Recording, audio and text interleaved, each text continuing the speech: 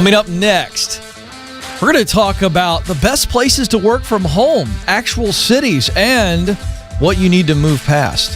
We'll take your calls as well, and it starts now.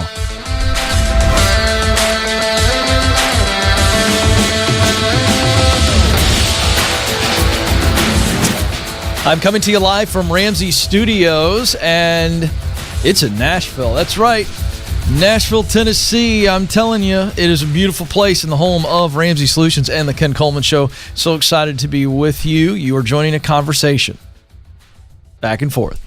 Me to callers. Even though you're watching, people are calling in, and it's a conversation about what you were created to do. That's what it's about.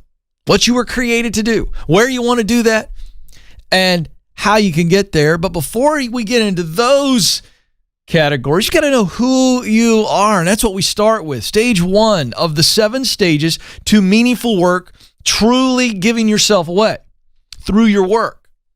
And so we're going to help you figure that out. Why am I here? What should I do with my life? That's what we're looking at in stage 1, which is get clear. We're going to look at what you do best, your talent.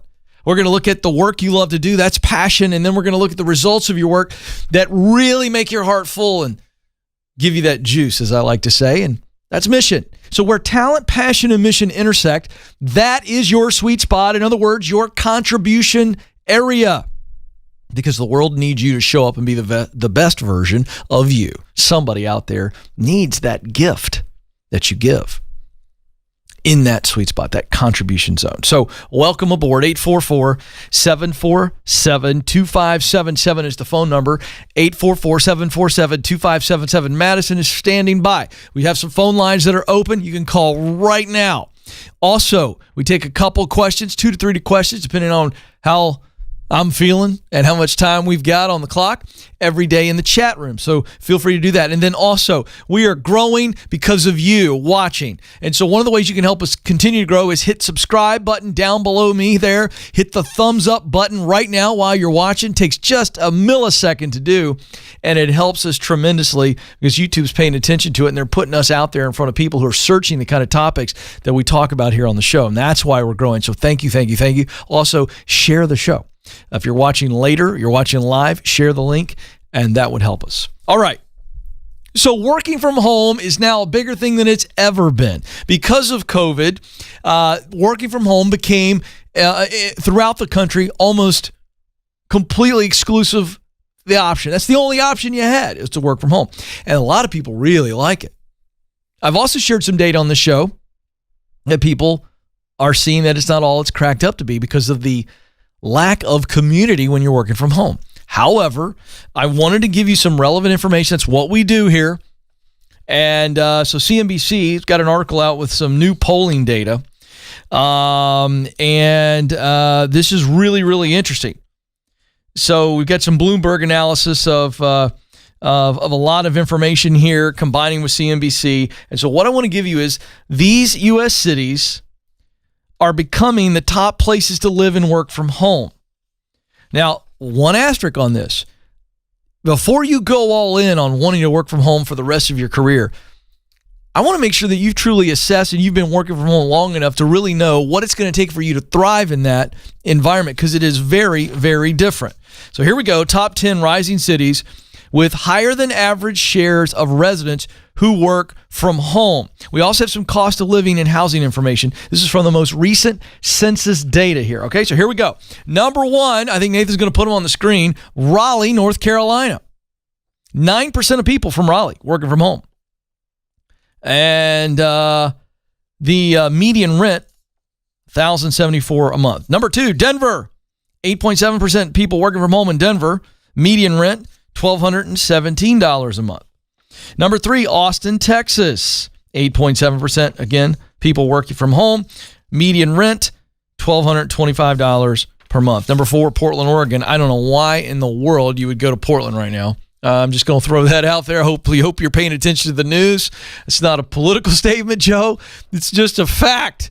That place is, when I say literally on fire, it is. Yes. However, Median rent, $1,187 a month. Number 5, Sacramento, California, 7.9% of the population working from home. Median rent, $1,179 per month as well. I'm sorry, $1,187 for Portland, $1,179 for Sacramento. Atlanta, Georgia comes in at number 6. 7.6% working from home. Median rent, $1,099 per month. 7 is Phoenix, Arizona. 7.4% working from home. Median rent, $999 per month. 8, Tampa, Florida. 7.3% working from home. Median rent, $1,082 per month. Charlotte, North Carolina, number 9. 7.3% of people working from home. And the median rent, $1,086 per month. And then number 10, again, I don't know why you'd go here.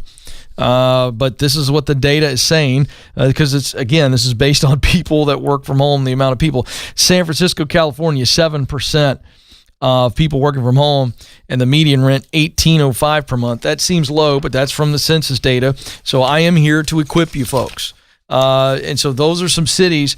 I tell you the ones that just my personal experience, the good economies: Raleigh, Austin, Atlanta, Charlotte, Phoenix, Tampa. All of those are great, great areas. And so, again, before you commit to this, hey, I'm going to make a lifestyle change, I want to work from home, you got to make sure that you've got the right personality to work from home, because I do think it suits some personalities better than others, introverts for sure. But you're going to have to make sure that you know what the communication needs to be, and also how do you get that outlet of interaction that we as humans crave, even introverts. So you got to really think through this. But working from home is not going anywhere. It is more relevant now than ever. And so there's some great information for you. 844-747-2577, 844-747-2577. Going to the phones here in a moment, but I want to make sure we have new people joining us every day. We did a Get Hired live stream event right smack in the middle of everything this summer, because we knew there were a lot of people who weren't just looking for dream jobs. In fact, it was, hey, Ken, I've been furloughed or I've been laid off. I need to get hired. I just need a day job to stay above water. And so we created the Get Hired live stream event, where I did a deep dive in teaching everything from clear for the day job to getting qualified to getting connected to getting started. We really covered the 4 stages that you really begin the journey with. And then we turned it into the Get Hired digital course. We took the live event. I did more stuff in the studio, video teaching. It's 11 video lessons, and this will help you get hired, whether it's in the short-term day job or it's the long-term dream job. It's only $20. You can watch it as many times as you want. And again, all you need is an internet connection and a tablet. Actually, you don't even need the internet connection. You're going to download it. So there you go. So go get it, kencoleman.com. It's only $20. Could be a great gift for somebody, the Get Hired digital course. All right, to the phones we go, 844-747-2577. Michael is up in Norwalk, California. Michael, you're on the Ken Coleman Show. Hi, Ken. I appreciate you taking my call. You bet. How can I help, Michael? So I got hired back in February of my current job. On my first day of work, I found out that my boss was in his second week of his two-week notice. And once he left, they hired another IT manager for this two-person department. And they laid him off because of the COVID, and they haven't hired nobody since. So, real quick question: I'm kind of getting burnt out because I'm on call being IT and everything, and it's a small restaurant concept. Should I hang in there through the pandemic and just work through it, or should I be looking for another job? Because I've been kind of nitpicking here as far as applying for jobs here and there, but I wasn't sure which way I should go. If you weren't overwhelmed, because that's what's going on, you're not burned out, okay? Mm-hmm. And I know what you're saying, and I'm not trying to correct you for the sake of correcting you, but I'm trying to drive this term into oblivion because it's become this cultural thing. I'm burned out. And the reality is you're alive right now, so you're not burned out. Now, the moment you die and slip into eternity, you're burned out. There's no flame. You and I agree on this?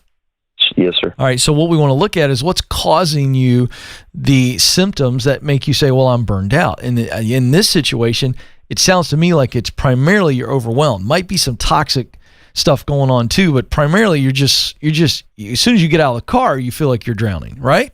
Yes. All right, so let's understand what that is. Now, question is, if that had not happened, okay, if the circumstances that caused you to be drinking from a fire hydrant had not happened, would you be looking for another job?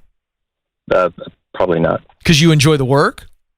Yes, I do. All right. Is it a toxic environment or is it a fairly healthy environment? And what I mean by that, for the actual people that are in place, is it a pretty good place to work? Yes, it is. Okay, so then I think you have a mindset that I'm going to stick this out until I find something to replace it. So I guess what I'm saying is I don't think you're just leaving for the sake of leaving. If you've got something better to leave to, but it's the same kind of work, right? Yeah. And it's also in a healthy environment, and this time you're not drowning, go for it. So I'm okay with you looking and applying. Okay. But I don't think you need to feel like, oh my gosh, I got to get out of this just because times are tough. On some level, this is because of COVID, right? Yeah, most definitely. It's just that I'm working, during the day and then during the night. All right. So weekends. Have you taught? Who's your leader now? Do you have a current leader? Yes, I do. And do they know how much you're burning the candle? Yeah. I think they're trying to reach up to the management to see if there's anything they can do. But because we're a restaurant concept, the sales aren't there just yet. Exactly. I think they're waiting. Yep. So the bottom line is things are tough financially and in the org chart, and they may not even have the revenues to go get you help. Correct? Yeah, that's correct. All right. So I think you look. Yeah, certainly look. Okay. Because right now you're just completely overwhelmed. Yep. Now, the other thing is what do you do in the meantime? Because I don't want to miss this. I don't want to just say, Michael, buck up, buttercup. That's not what I want to say to you. That's not helpful. Yeah. I wonder what your outlets are. For right now, you're going to have to double down and go at it hard. So what are some outlets that you have in your life? Or if you don't have them, you need to have them so that you can offset the amount of physical and emotional effort you're putting in. How are you filling yourself back up? Yeah, just probably what I need to do is focus maybe on physical fitness, because I kind of let that go since I started working here. So with the workload. so we know physical fitness will really help with a lot of the stress. It allows your body to physically release some of that stuff. Not some of it, a lot of it. Okay. Sure. The other thing is do you have any downtime during the week at all? A little bit, if there's nothing like emergency wise going on after hours, then I'll try and focus on the family, making dinner for the kids or, Hey, family. Work to do something that just makes your heart sing with the family or with a good friend. Gotcha. To where you just have this, okay, I'm on the grind. It's like working out. You ever been through a season where you really worked out hard and you go hard for about a 20-minute session, and then what do you do after that 20 minutes? You chill, right? You let the body recover a little bit. And I think you're going to have to allow your mind and heart to recover. I think if you're doing the physical fitness, I think your body will be fine. If you're eating right, I think your body is an amazing machine. So that we can take care of. That's just you being disciplined and going during this season. And honestly, when you're in a high output season, you got to make sure that your energy, your physical energy is where it needs to be. And that's nutrition, exercise, and sleep. You can do something about those, right? Yes. Absolutely you can. Now here's the other thing. So now let's just address the heart. And so it gets really tough in these slogs, where you're going really, really hard and you can kind of get down. Well, what do? When you're away from work, you need to make sure that time is just such a refilling time. It just fills you back up. And you go, oh man, I got something to look forward to. And just grit through this thing, man. And you're going to come out of this really strong. Maybe in the best health of your life. Maybe in the best emotional health of your life. Maybe in the most fulfilled in your family life, if you really focus on what keeps me in the game.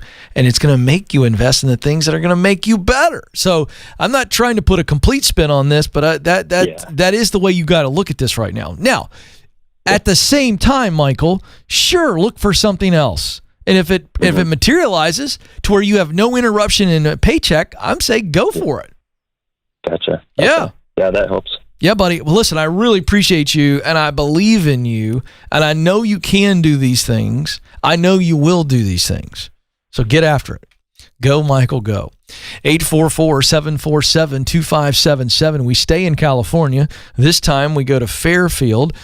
Shakita joins us there. Shakita, you're on the Ken Coleman Show. Hi, Ken. How are you? Oh, Shakita, I'm living the dream. What's going on with you, lady?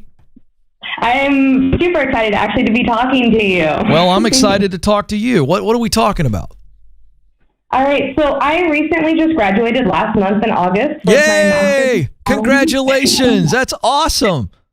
Thank you. So I am super stoked. Obviously, I'm finally finished with school. Eventually, I will go and get my CPA and stuff. But for right now, I'm really just trying to buckle down on repaying the student loans and whatnot. Mm-hmm. So my experience so far in accounting has been primarily just as a credit manager and AR manager.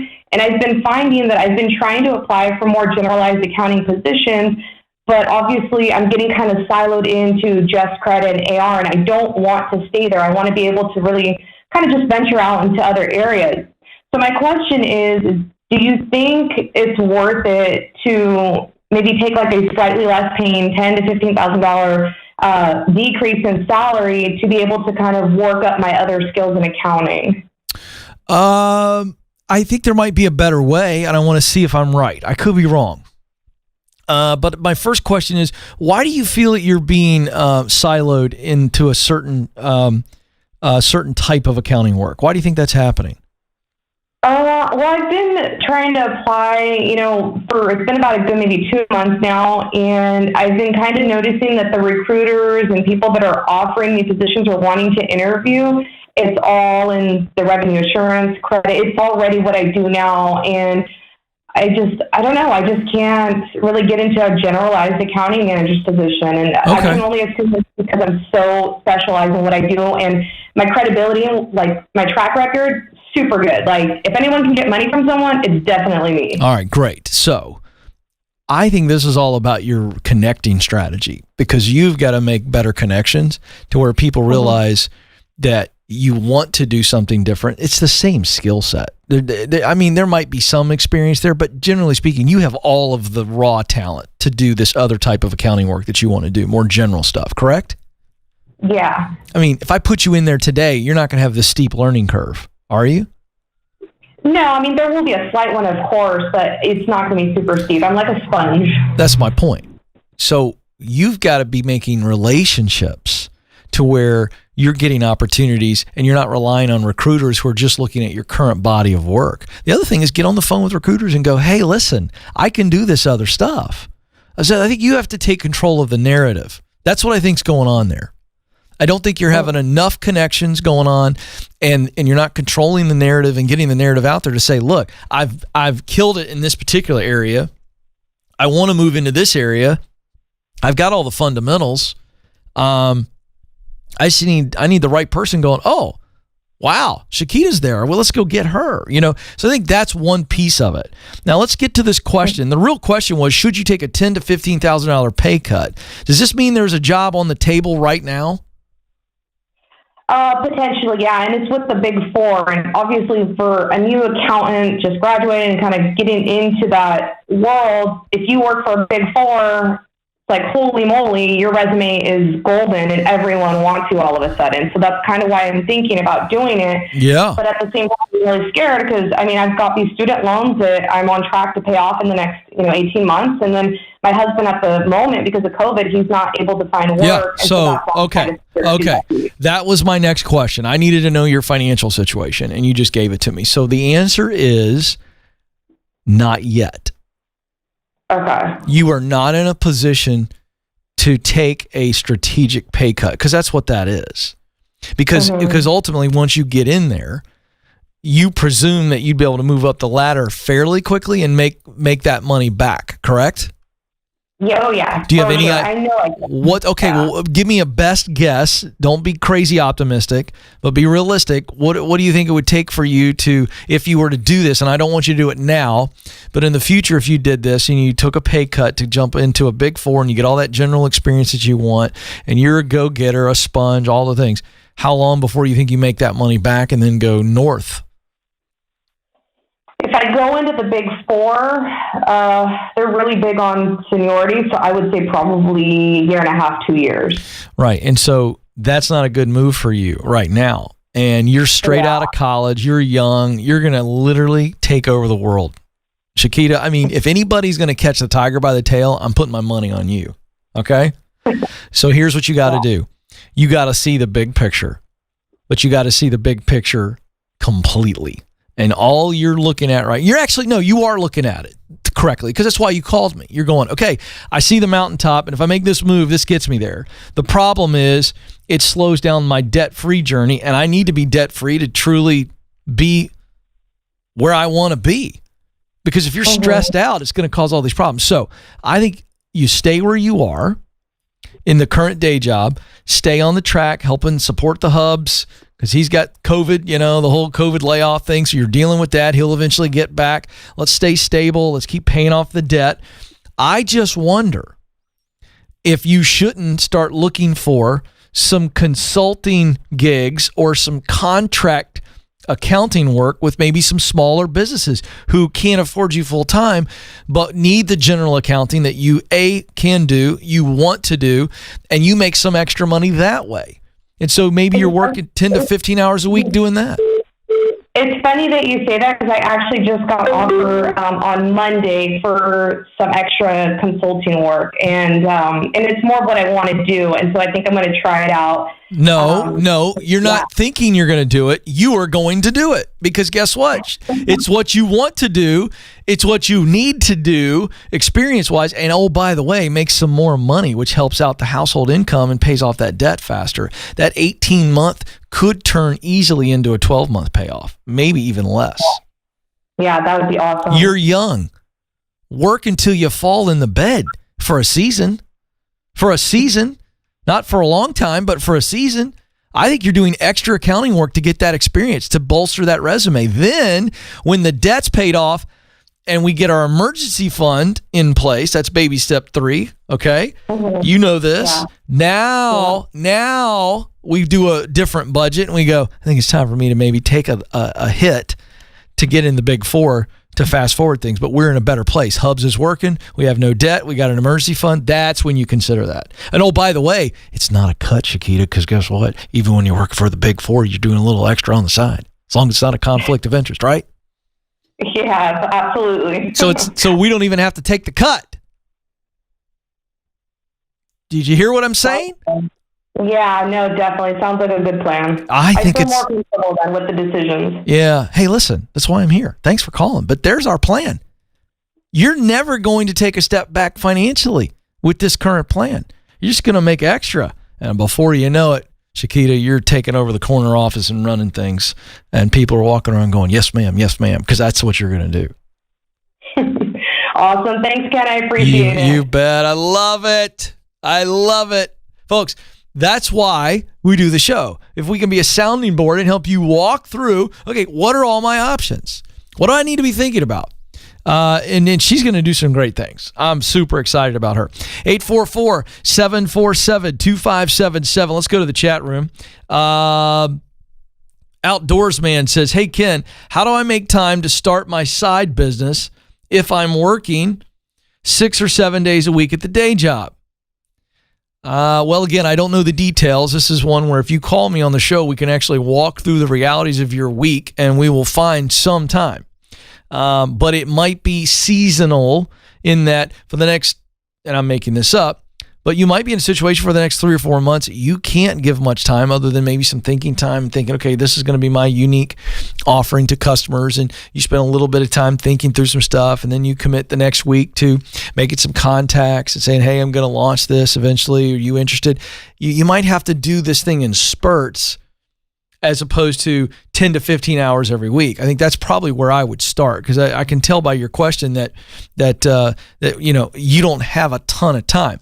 So in that situation, outside of the spurts work, what you need to do is to stay encouraged and not get discouraged, because you got this dream, this side hustle you want to start, and you're going, oh, I can't do it. And you feel like you're stuck and in a prison. That can really get you down. How do you not do that?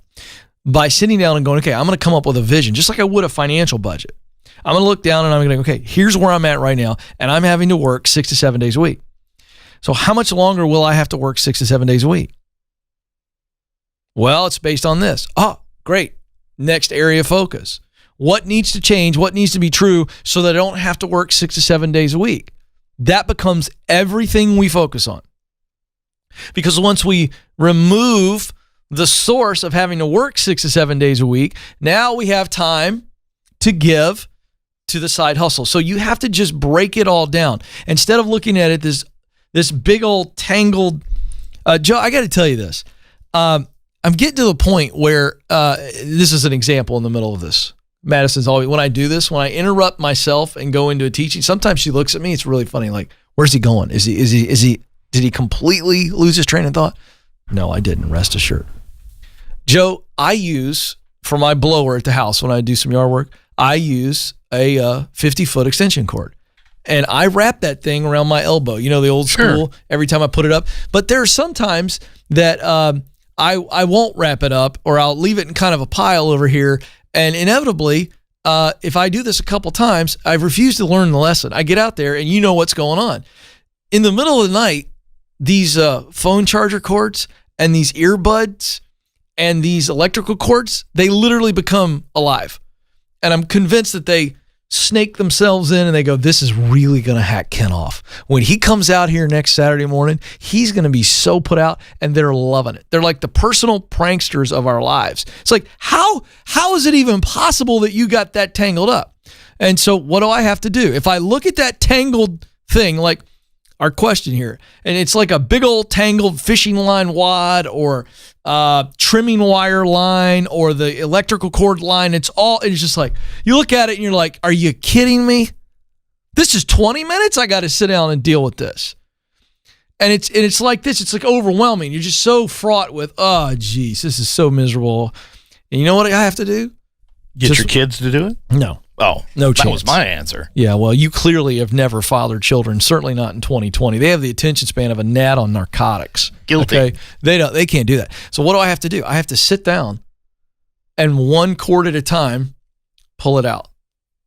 It's the only way it happens. I have to look at the knot, and I got to loosen here, and then I got to look over here, and so that's the metaphor. When you're in a situation where you've got debt and things are tight financially, and you got this big dream, and you got all these things you got to do, it's like that. Are you tracking with me, Joe? Are you understanding this metaphor? Oh, yes. It's very important that you understand this. I kid, folks. I just like to make sure he's paying attention from time to time. The guy's a great crossword puzzle guy, and I never know if he's working on that during the game, during the show or not. I kid. I'm making all this stuff up. But that's the idea.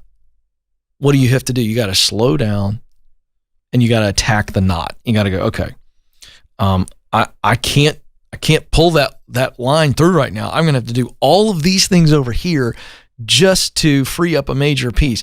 And that's the mindset you got to have. It's not fun. I'm going to tell you, it's not fun. But when you've got all these different things that are entangling you and not freeing you up to be able to do what it is you want to do, if you're not careful, you get really discouraged and really put out like I do when I see that knot.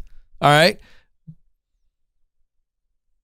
But there's no other way to do it, folks. I wish I had an easy answer. Because if I come in, and believe me, Joe, I've thought about cutting the knot out and just throwing it away just to be done with that. But that's stupid. That doesn't make any sense.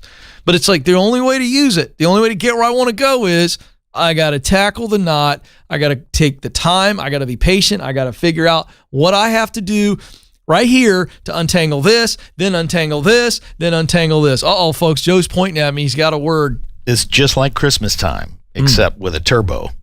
Because, what are you going to do? Buy all new Christmas lights? They're all tangled up. The Christmas lights is the same deal. Sure. You think that's bad? Talk to Stacy about her necklaces. Oh. You want to talk about tangles. And I've then it's seen so that. small. So small. So small. And the only way out of it is patience, diligence, focus. And a magnifying glass. And a magnifying glass. Boy, that'll teach right there. Folks, you don't get that teaching anywhere else on YouTube. I mean, you just don't. Nobody talks about power cords and necklaces and all this and gives you that kind of truth. I mean, unbelievable team effort today. I'm so excited. Nathan, do you have anything to add? You're the only person that hasn't added anything. Our fearless video director. Turn his mic on. I got to make sure he doesn't have something to say. I'd say headphones. So you put your headphones in the pocket or whatever, they come out instant tangle. Yeah, the headphones. I've said this. The headphones, awful. I'm convinced the headphones are alive and they exist to irritate us and prank us. 844-747-2577. All right.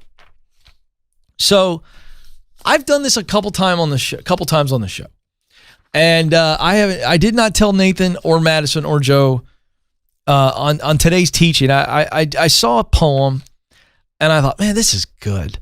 I thought, I'm just going to read a short little poem, and I think this is huge. And here's what the issue is. Moving past the disappointment, moving past the rejection, moving past the failure, moving past the missed opportunity, whatever it is. Some of you just need this message today. And so here's the name of the poem by Catherine Pulsifer. It's called Move Past This. I just want to read this because it really encouraged me, and I think it'll encourage you. When you are feeling down and all you can muster up is a frown, that is the time to stop and count your blessings until you drop. Focus on all of life's good, and you'll find things work out as they should. Feeling sorry and just sitting around is a sure thing to bring you down. Take some action. Make a move. It doesn't matter if others approve. Nothing lasts forever. You will move past this if you endeavor. Fun little poem. But yeah, that's just chock full of goodness. Very nice. Take some action. Make a move. Doesn't matter if others approve. We talked about this. We talk about this a lot. Nothing lasts forever. You'll move past this if you endeavor. So here's the deal. You're in a season right now of disappointment, rejection, frustration, missed opportunity, got passed over. If you stay there in that nasty little place of just soaking in the negative, it'll take you a lot longer to move past it. And then when you finally do move past it, you think you've moved past it and you're just dragging it all with you, still on you. And I love that. And if you just move, make a move, just do something, shove something, try something, read something, believe something. I mean, the idea here is that begin to look forward here. And when you do that, you'll create this inertia and you're like, oh, I see myself moving past this because your focus is past this. Again, folks, what you focus on is what you act on. In other words, what you think about is how you act. What are you focused on? What are you thinking about? Do some inventory on this. It really, really matters. 844-747-2577. Let's go to Lincoln, Nebraska. Dylan is there. Dylan, you're on the Ken Coleman Show. Hello. It's so good to talk to you. Well, it's good to talk to you, Dylan. What's going on? I have a quick question. So I have a job right now. It's good benefits wise, and works for my schedule. I'm just very unhappy here. So I have two options moving forward. I have an opportunity to get my insurance license and work with a person who's been pretty good to me throughout life, and I know that I would be well taken care of in their business. I'm not necessarily passionate about it, but I think I could succeed very well because I'm really good at talking to people, and I want to talk to people, which is not something I get to do in my job very often right now. But I also am very passionate about finance, and I really want to do the financial coach master training. So I'm kind of in a split here as to should I go, where I'm very secure with that job and then, try and pay for the financial coach training like part-time until I can, work it up, or should I try and stay in my job that I'm at now? I don't really make much money here at all, so moving to the other job would put me up significantly. But okay, I think it's pretty clear, but I just want to ask you a couple questions. If you get your insurance license and go work for this person that you really value in your life, not only do you have stability, but it's going to be much more income. Is that correct than you're making now? Yes, I would get a $3 an hour raise compared to what I make here, but I would lose a lot of time with my son. But I'm okay for that, for the raise. Okay. And you will be working with people, and you really enjoy connecting with people, I heard. Yes, currently in my job, I don't really have that option, and it really, like, I can call them, but there's no conversation or, I'm very unhappy with No, I get it. But no you socialization. love connecting with people, and what would you say the role is you love to play with people? I'm guessing it's coach, because you love the idea of guiding, instructing, training, teaching people. Is that right? Yes, I love helping people.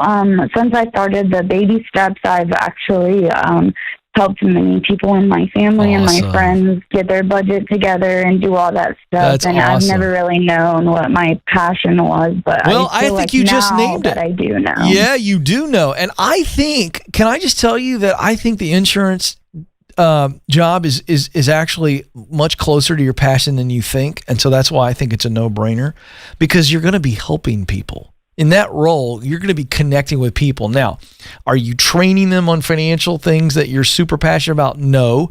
But in guiding them and helping them understand what policies they need, what policies maybe they don't need so they save money, or they get better coverage and protect themselves financially, I think there's a direct connection to some of the things you really get juiced about. Am I right? Right. And you're going to play that role of guide, right? Mm-hmm. I think you do both. So I think it's a both and is my answer. I think both. Okay. Yeah, because here's the deal. You may not be able to go full bore into the financial coach master training right away until you get your sea legs in this new job. And it's going to be a little bit more work. And it's going to affect your time with your son a little bit. So you're going to need to adjust for that and make sure that you're still getting that quality time with your son so your heart doesn't ache. That's what I don't want to happen. I don't want you to take a $3 raise and then your heart's just aching. But I don't sense that that's going to be a problem. I think you've thought through that, and there's going to be a way to make that up, correct?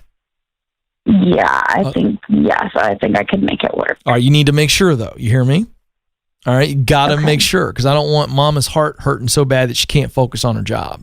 And then she's miserable in that job. That's kind of my worry, why I feel like maybe it should be one or the other versus but here's because I know, but here's the problem with that, Dylan. You can't do that financially. The financial coaching does not. That is a straight up entrepreneurial venture, meaning you're going to have to build that one client at a time. Okay. That takes time. You're not going to be able to pay the bills on financial coaching right away. Do I think you can eventually? Okay. Absolutely. And you go through our training and you stay in it, because Chris and his team here, they're going to coach you on how to grow your business, not just teach you how to be a great coach. You hear me? So they'll get you there if you do what they tell you to do and you're really passionate about it. But that's a side hustle right now. So you're going to have a day job. So come up with a plan, and I don't think it's impossible, but it's like, okay, how many hours, let me ask you this, how many hours a week are you thinking you're going to have to be working in this insurance job? Well, right now I only work exactly 37 hours per week, and moving up to that, I would probably be taking on 50 hours a week. Okay. Because their schedules are much longer. They go from 8 to 6 each day versus my 7 to 4. Is your son in school? He is not. He's only a couple months old. Oh, okay. Do you have family or friends that will watch? Who watches him now? I pay for daycare. I don't really have family and friends that help me besides my daycare. She is my aunt. Oh, okay. I got you. Well, so the daycare thing is a solution. You've already got that solution. Now you're making more money, so you're going to have more margin, which is good. And he's a couple months old. So here's the deal. For this season or the next 2 to 3 years, he doesn't know the difference between an extra hour or less. He just doesn't know. And so your mama, you come home, whether it's 6:30 or 5:30, it don't matter. It really doesn't, not to him. And then you're there and you're taking care of him, and he's got that love and all that stuff. So I wouldn't beat yourself up over that. I understand there's going to be an increase in hours, but in the grand scheme of things, you got a steady job here and you got your weekends, correct? Yes. Yeah, go do it, Dylan. Go do it, and build that side hustle. You're going to make more money, and get after it. And I'm going to tell you something, folks. We get this call a lot on financial coaching, and if you work with our team, they're not just going to train you to be a good coach. They're going to help you grow your business, and you have got to go all in from an enthusiasm standpoint, because growing a business as a financial coach specifically, or even a career coach or life coach, you've got to build it. And you've got to do a great job with the people that are paying you so that they keep coming back, they see results, and they tell others about you. But understand it's going to take time. And you got to be able to have perspective so that you have the right amount of actions tied to perspective. Then this thing becomes manageable and you get there over time. All right, my time is almost up. But before I let you go, I want you to know that you matter and you do have what it takes. Thank you for joining us. Until next time, this is the Ken Coleman Show. Press on.